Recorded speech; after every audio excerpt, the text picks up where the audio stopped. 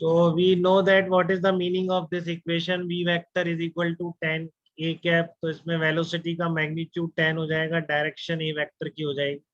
But इसमें अब एक दिक्कत आने लगी कि एक डायरेक्शन में कोई बहुत सारे वेक्टर बन सकता है। किसी ने उसी डायरेक्शन में ए कैप बना दिया तो 10 ए कैप लिख रहा था। किसी ने उसी डायरेक्शन में बी वेक्टर बना दिया तो वो 10 बी कैप लिख रहा था। ठीक है ना। किसी ने उसी डायरेक्शन में सी वेक्टर बना दिया तो वो 10 सी कैप लिख रहा था। ठीक है। तो इस तरह के फिर आप जब लिखने लगेंगे तो फिर दिक्कत हो जाएगी ना। कोई कुछ भी बनाएगा, एक तीसरा आगे डी कैप बना दे, तो कुछ स्टैंडर्ड यूनिट वेक्टर्स की जरूरत पड़नी पड़ेगी।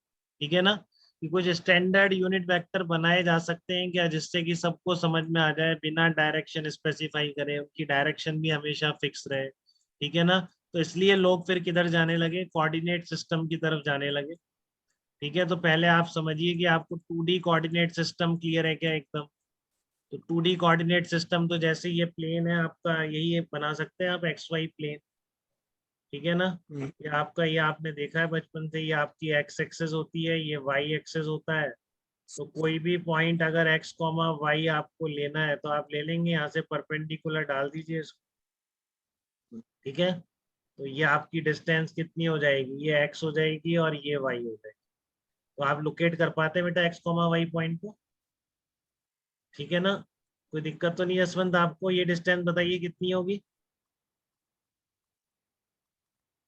जसवंत आवाज आ रही है। Yes sir. हाँ, ओपी डिस्टेंस कितनी होगी बताओ।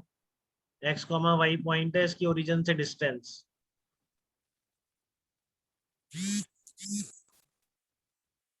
बताइए कितनी होगी, ओरिजिन से distance. X comma y point है। आपकी सर आवाज नहीं हाँ आ रही है क्या जसवंत, बताना इन्हें। नहीं पता सर। 2,3 की ओरिजिन से डिस्टेंस, ये आपने नहीं निकाली कभी। देखो अब निकाल लो। जैसे 2,3 लोकेट करना तो आता है बेटा आपको क्लियरली, बताइए। Yes sir. जैसे 2,3 है तो 2,3 को लोकेट तो कर लेते हैं ना आप, जैसे इस पे परपेंडिकुलर डालोगे आप।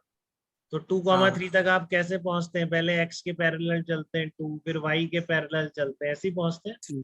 तो ये एंगल यस 90 सर। डिग्री है ना, तो पाइथागोरस लगा दो ना बेटा। ये पाइथागोरस से नहीं आएगी क्या बताओ। राइट एंगल हाँ। ट्राइंगल है। तो ओपी कितना आ जाएगा आपका, √2 स्क्वायर प्लस 3 स्क्वायर, बताइए। +9 क्लियर है ना बेटा एकदम। 30। हाँ, यस सर।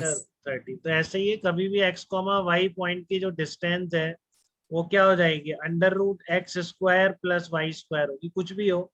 आपका कोई पूछे 2,-3 की डिस्टेंस कितनी है ओरिजिन से, तो 2,-3 की क्या होगी, √x² प्लस y²। तो कितना आएगा, फिर से वही आ जाएगा, 4 + 9 √13 प्लस x माइनस x से फर्क नहीं पड़ता। ठीक है। यस। हमेशा एक्स कॉमा वाई की ओरिजिन से डिस्टेंस कितनी होती है, √x² प्लस y²।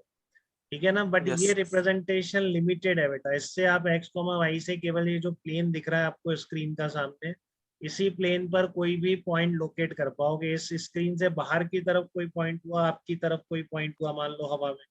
ठीक है।